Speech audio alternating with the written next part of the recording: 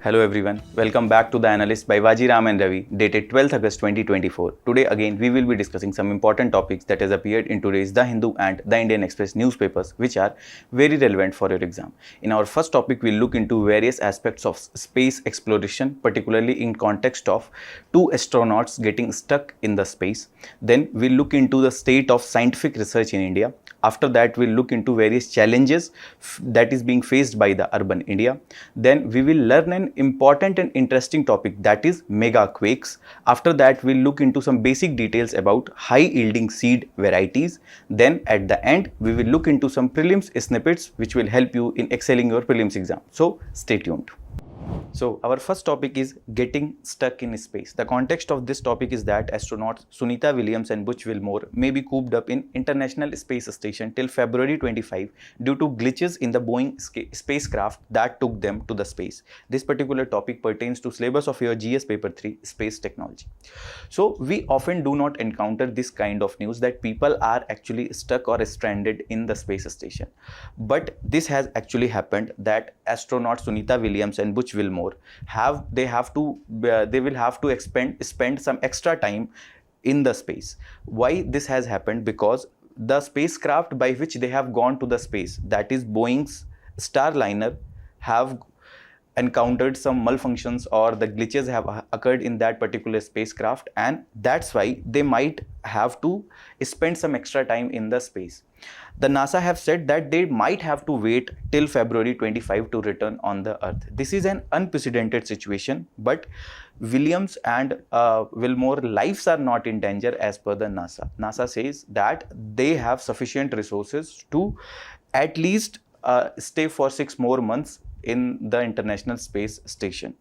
The 7 other astronauts are also present at this point in the International Space Station. And if you talk about this International Space Station, this has been continuously manned and has never been without an astronaut since November 2000. Now, this mission, as we have discussed, was conducted by this Boeing Starliner. If you talk about various components, the crew module can have at least 7 people. Then there was service module, forward heat shield, side hatch, thrusters and radiators. The details about specific components is not very much important for your exam, but just for the knowledge. What happened? There has been some issues related to the helium leakage in the spacecraft. So earlier, when the spacecraft have gone to the space station, it was not manned mission, it was unmanned mission. But this time when it has gone, there has been some issue already before going to the space station, but it has been cleared to go into the space station, and it completed its journey from Earth to the space station. But after going there, these malfunctions has been encountered. Now one question may come into our mind, that why actually people are keeping their life in danger and why they are actually going for the space exploration. The mainly astronauts carry out variety of space-based experiments. They try to understand the effect of space environment on the Earth. They also try to understand the extra terrestrial bodies, other planetary bodies. Then they also try to understand various nitty-gritties of the space. And subjects of some experiments, particularly those regarding to the study of impacts of outer space environment on the human bodies, that what are the consequences that a person may have to face, especially after he goes to the space, is one of the major findings that these astronauts try to find out. Then if you talk about the extended time that one have spent in the space, then this Russian astronaut or cosmonaut who has spent almost 438 days at the Mir space station between January 1994 to March 1995, and he have made this record. If we talk about various health impacts that this journey into the space may create, it can impact the bone density as well as the muscle quality, because it deteriorates faster in the space than it is on Earth.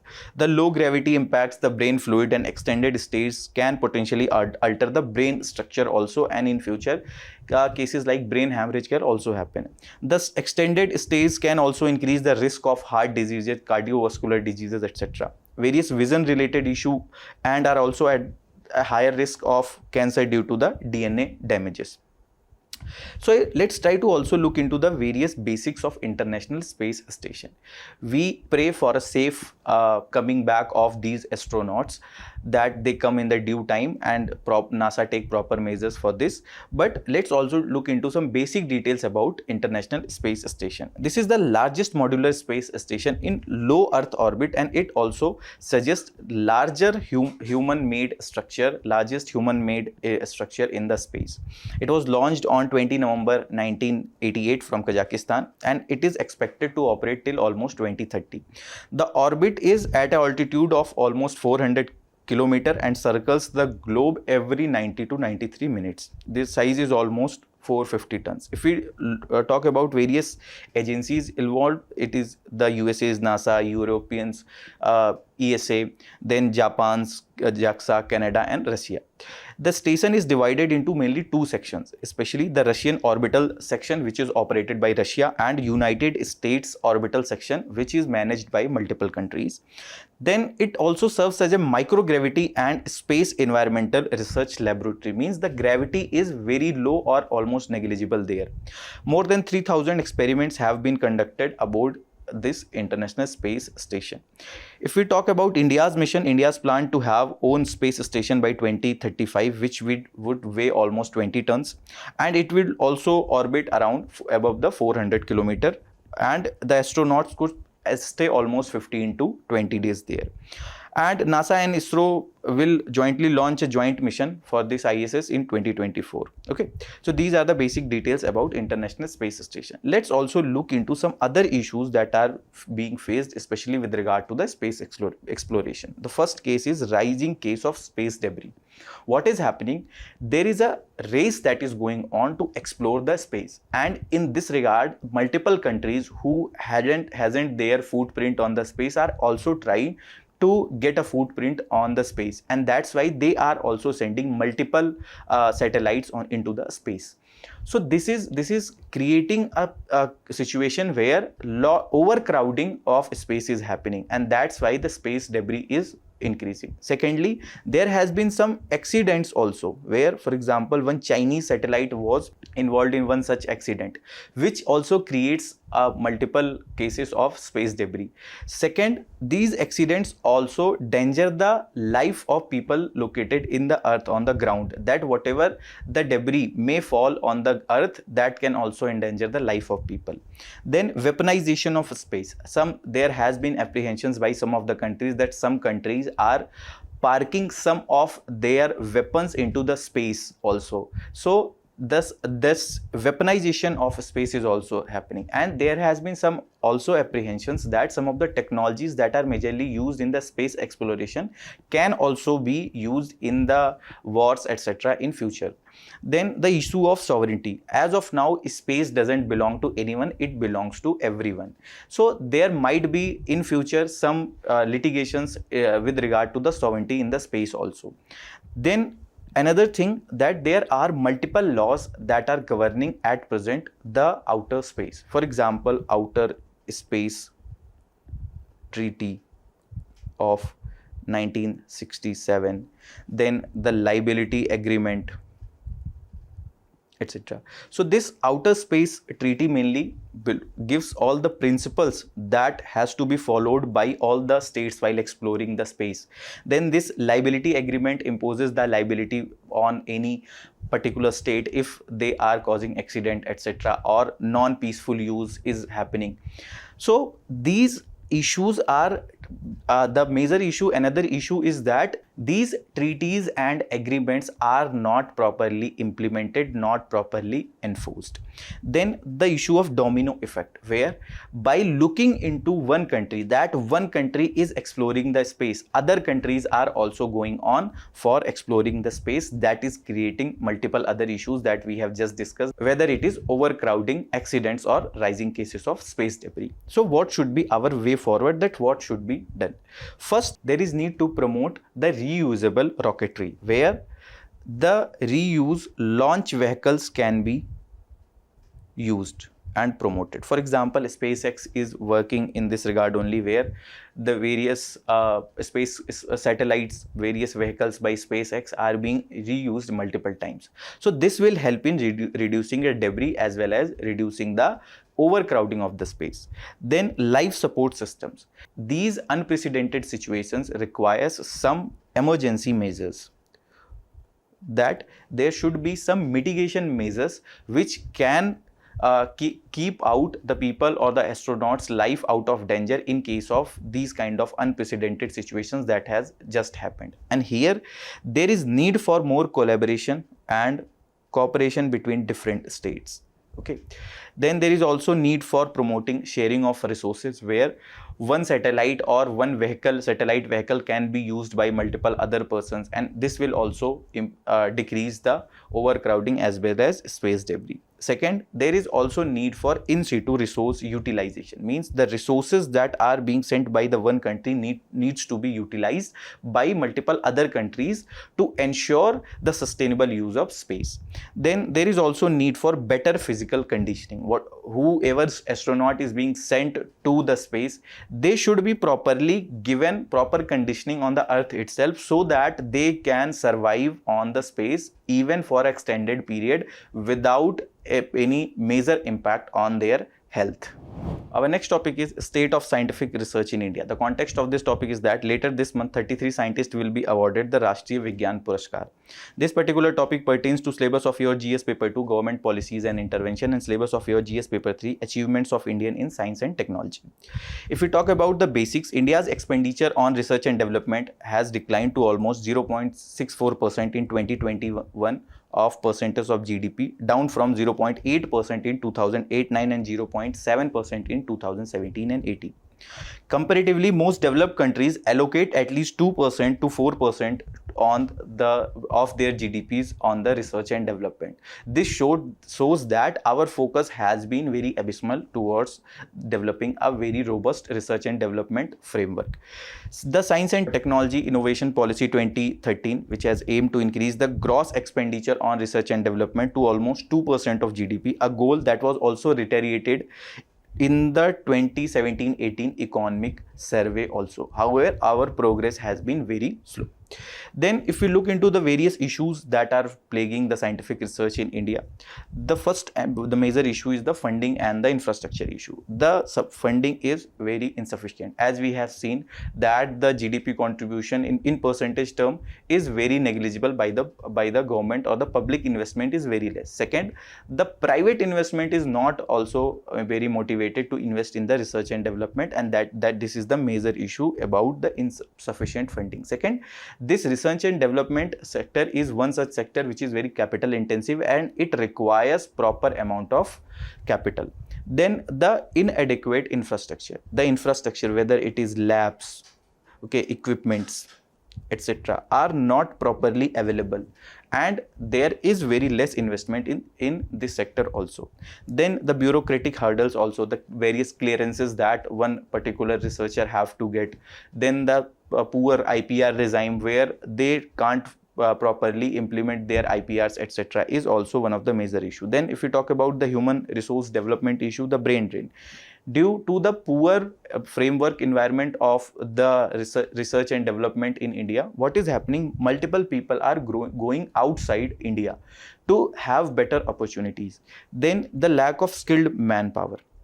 The gender bias is also here in this particular research sector. If we talk about the STEM, the women in the science technology field, research and development, their contribution has been much lower as compared to their men counterparts. Second, the women participation as compared to humanities subject, art subject, has been much higher as in comparison with these kind of research and development. Then in India, the curriculum is mainly focusing on the theoretical research, means research is happening on the notes itself, files itself. As you would be knowing, while giving your 10th 12th exam or in your graduation also, you will have to do the practicals, and instead of performing the practicals, instead of performing the actual practical and understanding the nitty-gritties of those practicals, our our schools were more focused on preparing proper files, preparing proper assignments, etc., and means the focus was more on the theoretical framework rather on the practical framework. Then if we look into the key indicators how India compares with other, then as we have talked that the expenditure on research and development, this hasn't been very sound and it has been declining for past few years. Second, the top 10 countries with maximum expenditure on research and development, you will see we are very our position is very low in this also. Then if we talk about the doctorates produced in India, this has been also very low in India as compared to other countries. Then if we look into the researchers per million population, you see Israel is a very small country which has often been subject to various wars, etc. A lot of issues are going on in Israel, but what keeps afloat Israel is the proper research and development framework there, that they have a robust research and development innovation environment where they are using the new age technologies and developing and improving the traditional technologies. And you can see the researchers per million population is highest in the Israel, where in India it is only 262, and this has been quoted by the UNESCO Science Report 2021. Then if we talk about the research culture and the ecosystem, the publication bias is there, means people are more interested in publishing their researches rather than actually utilizing and transferring them to for the use in commercial purposes, or to give it to other people, to transfer these knowledge to other people.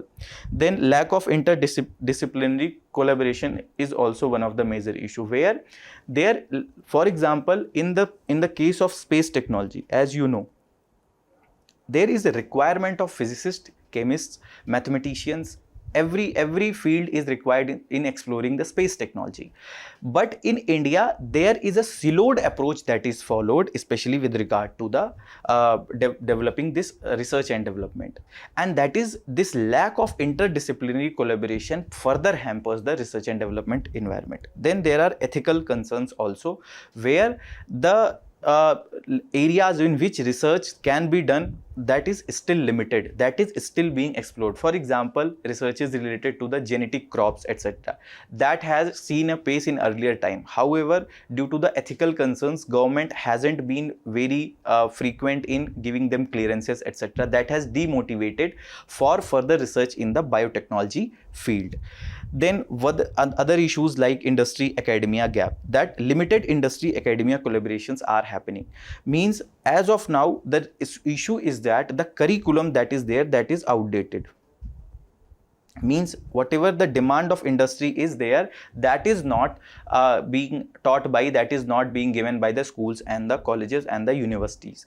So this linkage between the industry and academia further creating those graduates, etc., who are not getting proper employment. Second, whatever the research is also happening, that is also not in sync with the industry. For example, the demand of industry is today Internet of Things, artificial intelligence, machine learning, etc. Whereas the researches that are happening as of now are still being done on some of the traditional topics which are less in demand by the industry. Then technology transfer challenges. In India, it becomes very difficult to convert those researches for the commercial purposes. So people are less motivated to go for the research and development. Then risk aversion in the industries. As you know, that the share of public investment has been very low. Then the industry is also very demotivated due to the longer gestation period that research and development particularly takes. Then if we talk about the policy and governance issue, unstable research policies, means the government do not follow a uniform research and development policy. They keeps on changing, especially, and more or less it is on case to case basis. This also demotivates people to go for the research and development. Then bureaucratic interference is very low, red tapeism, then various stages of clearances one has to go for. This also creates lot of bottlenecks. Then lack of long term vision. what happens, especially if today if we want to if we want to materialize the future technology, we will have to invest in research of those technology today itself. So until and unless we have that long term vision about any future technology, for example, tomorrow the renewable energy have a good potential, so we will have to invest in that technology with a long term vision. Then after 10-20 years we can get benefit from that technology, because research and development takes time. It will not happen in a day or two. If we talk about various government initiatives that has been taken to develop this scientific research in India, the Inspire program, that is Innovation in Science Pursuit for Inspired Research, which provides scholarship and research opportunities to talented students. Then Department of Science and Technology, SERP, that is Science and Engineering Research Board initiative, which provides funding for research projects in various scientific disciplines. Then IMPRINT, that is Impactful Research in Power Engineering, which focuses on research in power engineering to address India's energy challenges. Then the Nano Mission, which promotes research and development in technologies related to the nanotechnology. Then Knowledge Innovation Hub, which facilitates industry academia partnership for technology commercialization. So here the issue of transfer of technology is going to be addressed. Then CSIR 800, which aims to transfer 800 technologies from CSIR laboratories to industry. Then Biotech Kisan, which is mainly being used to improve the use of biotechnology in research and development in the agriculture sector. Biotechnology Knowledge in Agriculture and Sustainable Nutrition, which focuses on agriculture biotechnology to improve crop yields and the farmers' income. But these initiatives are very good, but the issue that is being faced is that the implementation and proper enforcement of these initiatives hasn't been very well on the ground. So there is need for proper enforcement and proper oversight mechanism to look into the implementation of these issues. Then if we move further, what should be the future course of action? There is need for increased and sustained funding. Here it should not be limited only on the shoulders of the government. Rather, private sector should also take the lead, because ultimately if more research and development is going to happen in a fruitful and proper manner, it is going to reduce the cost of production for the industries, and their profitability will increase in the future. Then there is also need for strengthening research infrastructure. Here labs, equipments, proper new technology should be provided. Then there is also need for fostering industry academia collaboration. Here, as the new education policy have also focused on this, on the vocational training and better industry academia linkages. Then there is also need for improving the intellectual property right protections, that we should develop such a framework that there are less bureaucratic hurdles and the IPRs are getting properly filed as well as they are getting properly protected. Then there is also need for enhancing the research culture. We should develop this culture from the school level itself. We should try to we should try to impart the importance of research into the school kids. Then they will understand the importance in future also. And there is also need for focusing on importance of practical knowledge rather than only focusing on the theoretical understanding. Then there is also need for attracting and retaining talent for a future course where we have a proper and robust research environment in India. Now, a mains practice question that you people can write from this particular topic is that examine the challenges faced by India in developing a robust scientific research environment, suggest measures to improve the quality and impact of research output in India. Our next topic is challenges of urban India. The context of this topic is that several issues have been reported from various parts of capital, including flooding, drowning of several people and tragic death of several people, as well as electrocution of several people. This particular topic pertains to syllabus of your GS paper 1, urbanization, poverty and developmental issues. Let's try to look into the basics first. Cities in India occupy only 3% of land, but they contribute almost 60% to GDP as per the Niti Aayog. The urbanization level of India is almost 31.1% as per the census 2011. India is world's second largest urban system with almost 11% of total global urban population residing in India, and this has been told by the various estimates. By 2036, urban growth is predicted to account for 73% of overall population growth in India. This is as per the United Nations. Now, if you look into the crisis that we are going, India's urban population is obviously going to grow massively in the upcoming years. The 40% of India's population is projected to live in urban areas by 2030, up from 34% in 2011.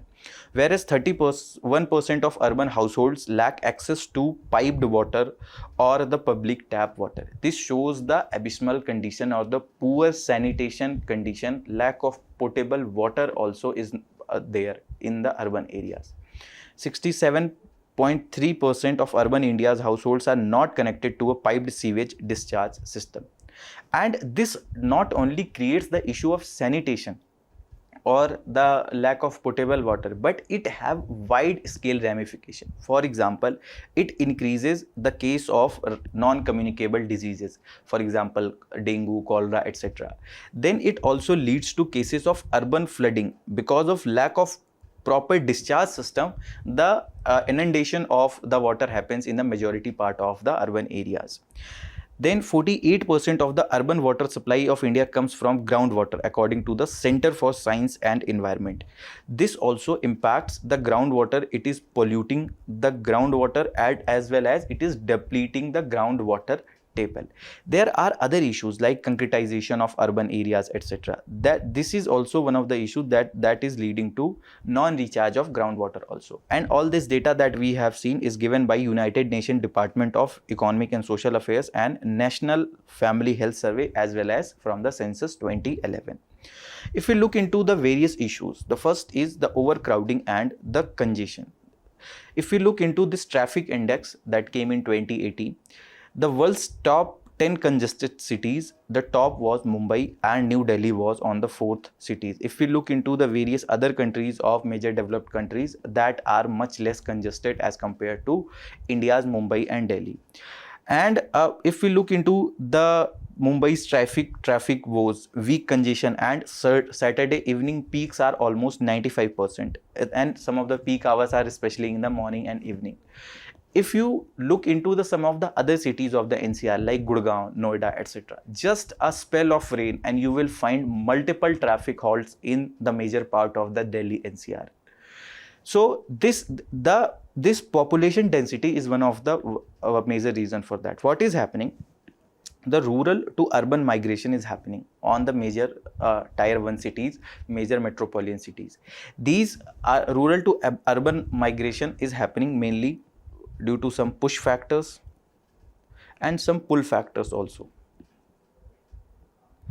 Push factors, for example, even lack of basic resources in their rural areas, then the poverty.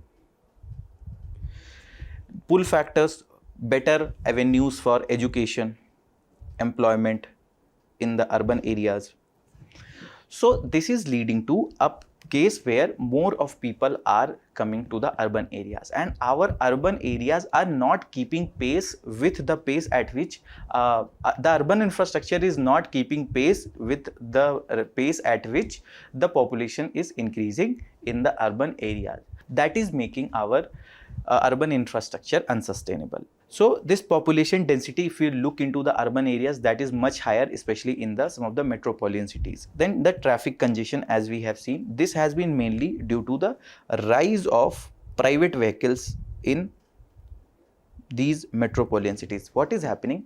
People's purchasing power have increased significantly in past few years, especially on the rise of the service sector, and there has been a rise in the middle class also. Okay, so when this middle class is rising, people are buying and using private vehicles as compared to other public mode of transports, and that is leading to more of the traffic congestions. Then the infrastructure strain, as we have seen that the rise in the urban population hasn't been in sync with the rise in the urban infrastructure, so that is leading to strain on the urban infrastructure. Then if we look into the other issue, that is lack of affordable housing. The housing cost have increased manifold because of increase in the urban population as well as as rising population density.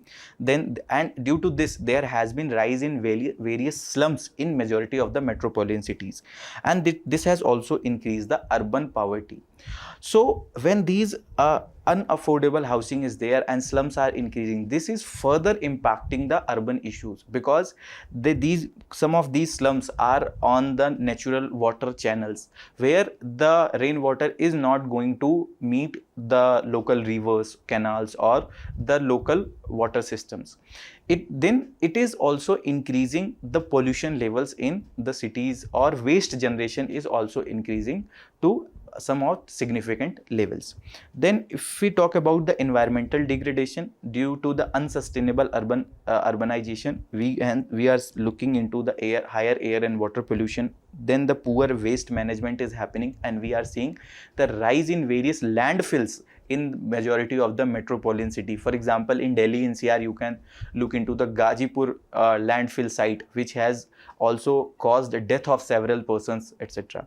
So this unsustainable waste management is also one of the issues in the urban areas. Here, issue is at all three levels, that is collection level, processing level, as well as disposal level.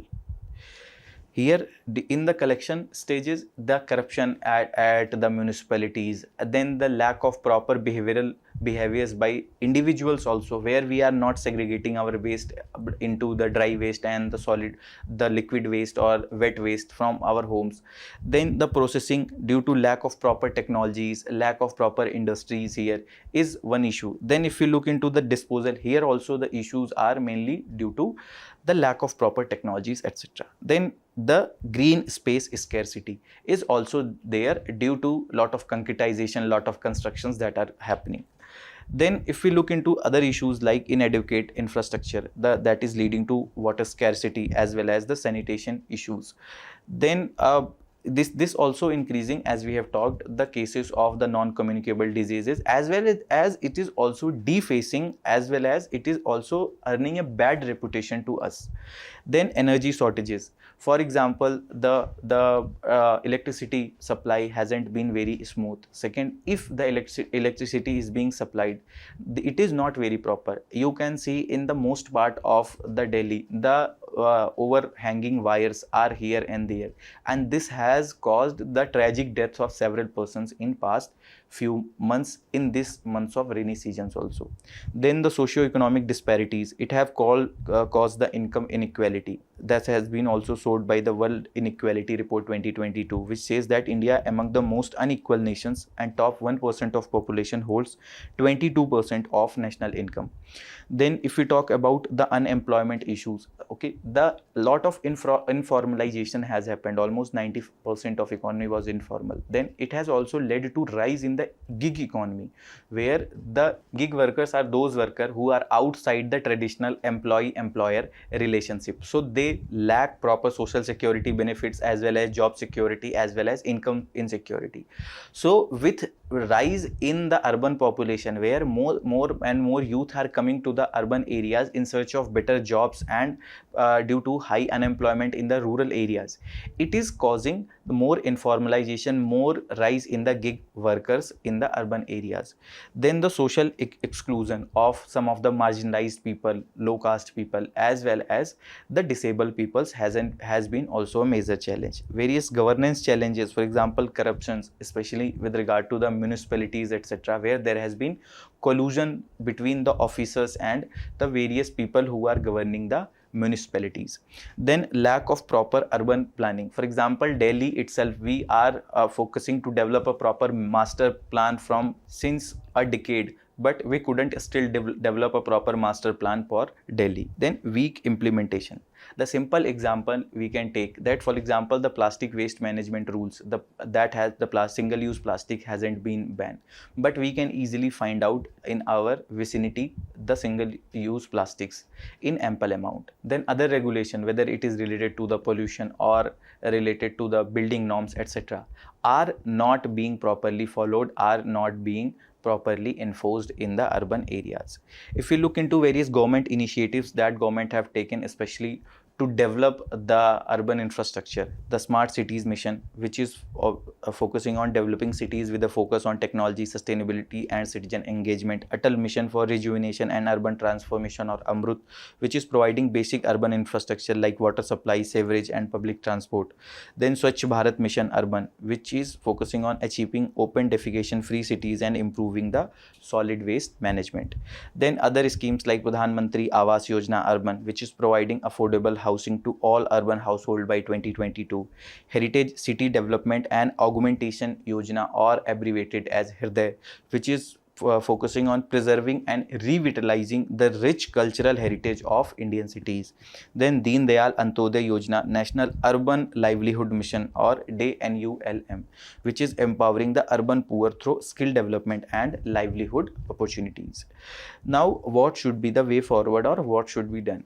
First, there is need for proper sustainable urban planning and development. We need a proper master plan for majority of the metropolitan cities.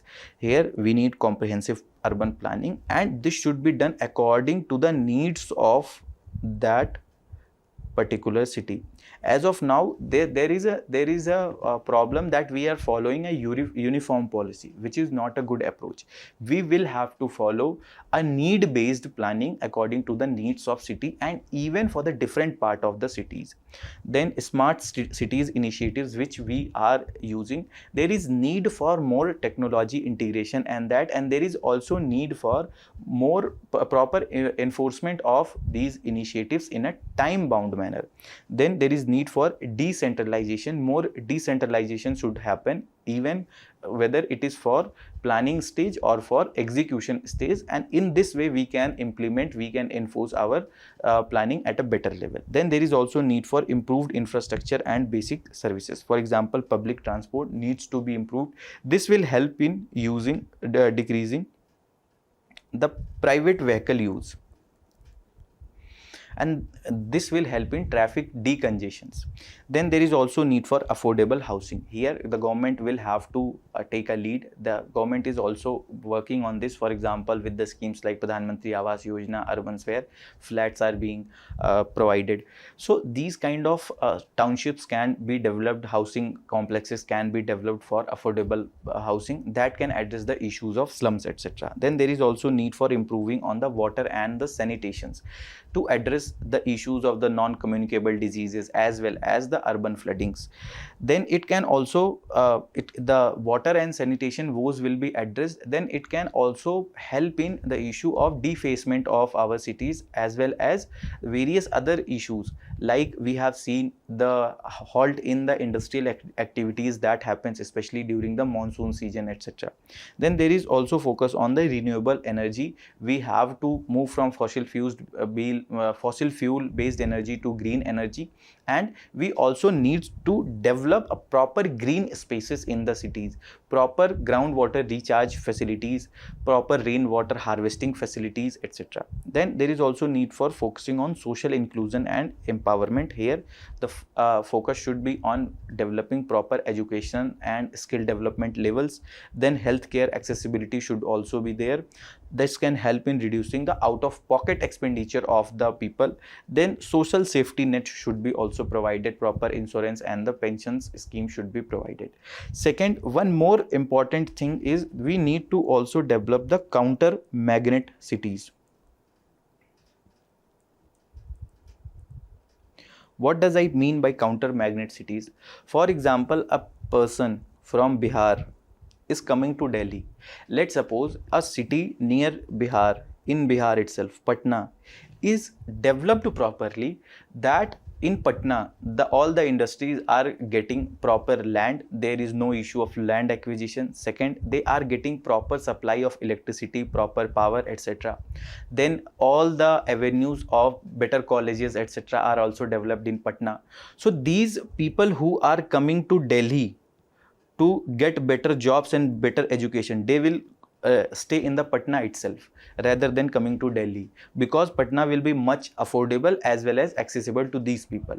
Similarly, these kind of cities like Meerut in UP or Gwalior in Madhya Pradesh, so if or Ludhiana in Punjab, these kind of cities, if developed properly, they can act as a counter magnet cities which can deburden these metropolitan cities like Delhi NCR, which are overburdened and continuously being overburdened in the coming future.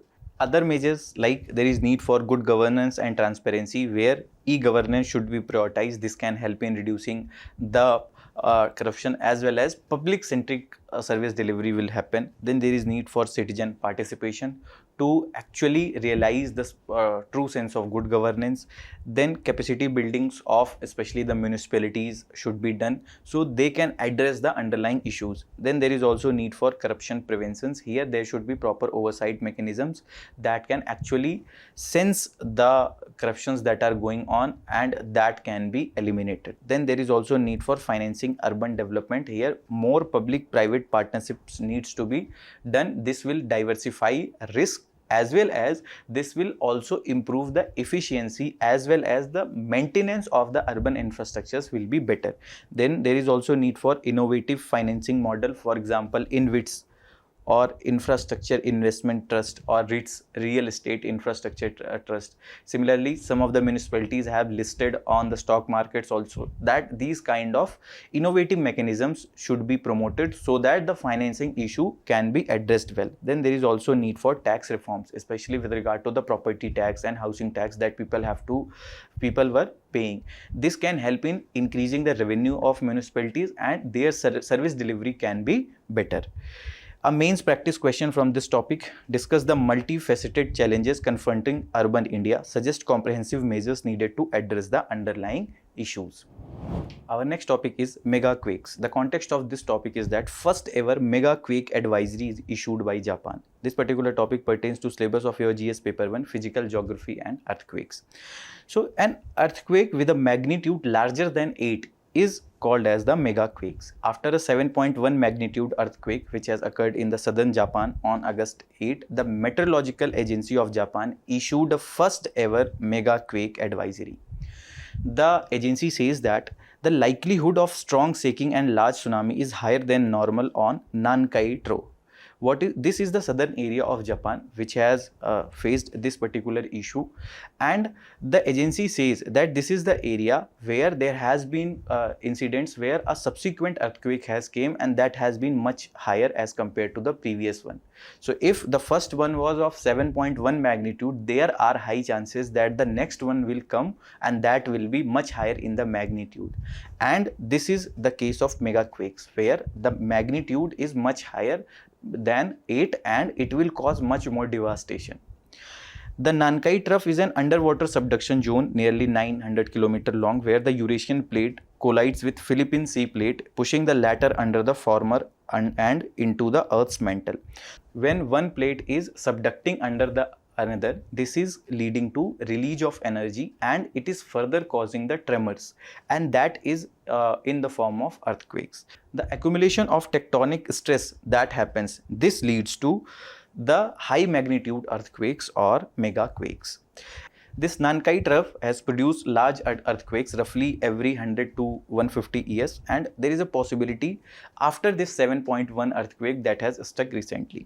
The tremors usually come in pairs, with the second after rupturing in the subsequent 2 years. The most recent twin earthquake that took place in the Japan was in 1944 and 1946. Japan's Earthquake Research Committee says that the next magnitude of 8 to 9 megaquakes or higher magnitude earthquake along with the trough has roughly 70% of probability of striking within the next 30 years.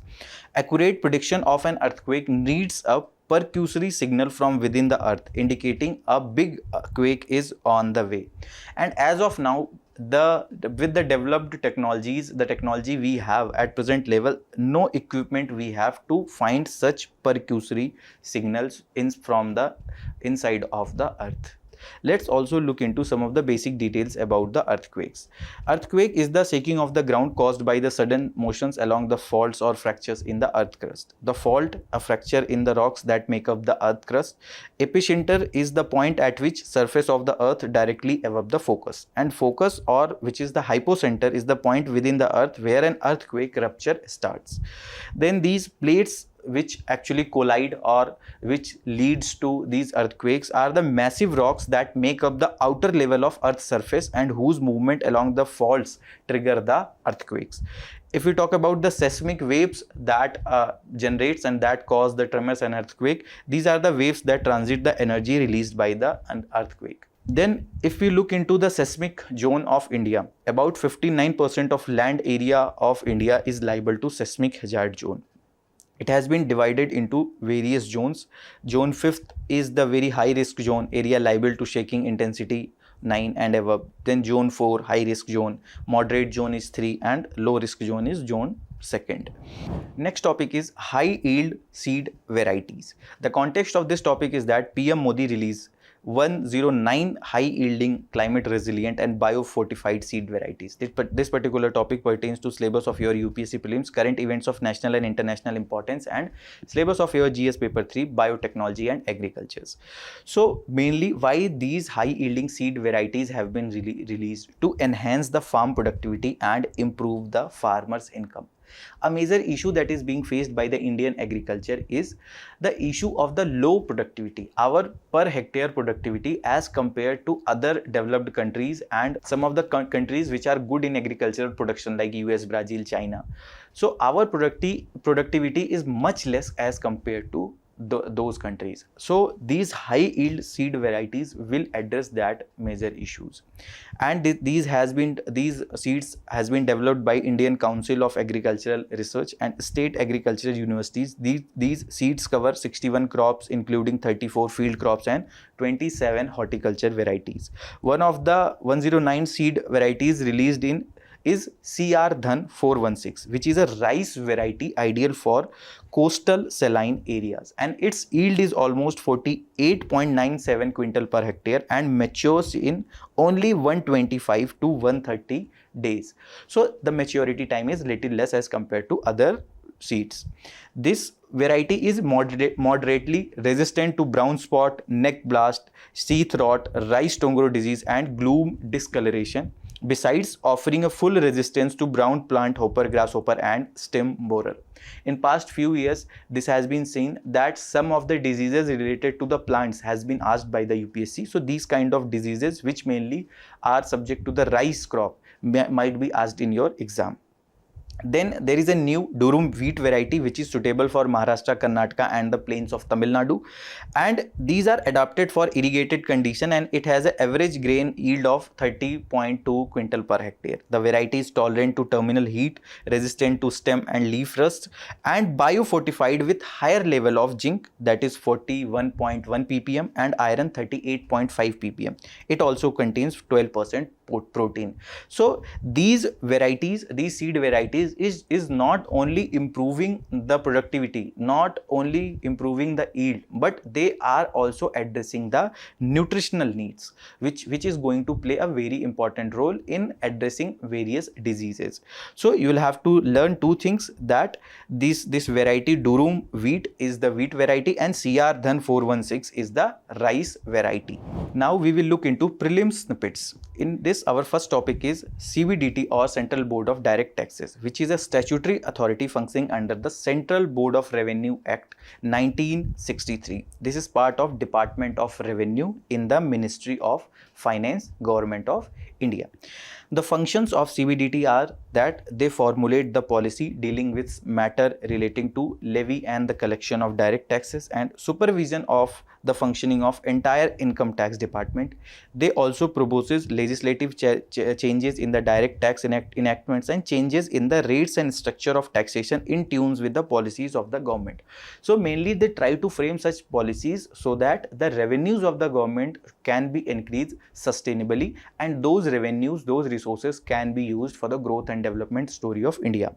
This CBDT is headed by a chairman, and it also comprises of 6 members, all of whom are ex officio special secretary to the government of India. Next is Goti Pua dance. In Oriya language, Goti means single and Pua means boy. So this is a traditional dance form which belongs to state of Odisha. Now this is a precursor of Odissi classical dance. This is performed in Odisha for centuries by young boys who dress as women to praise Lord Jagannath and Lord Krishna. The kajal and bindi applied to the dancer's mouth are attracting feature of this dance. You can look at this particular picture also. Then this traditional dress dancers wears, this dress is known as kanchula, which they wears to perform this Gotipua dance, and this is one of the important topic for your art and culture part. Next, the Archaeological Survey of India, which was established in 1861 by Alexander Cunningham.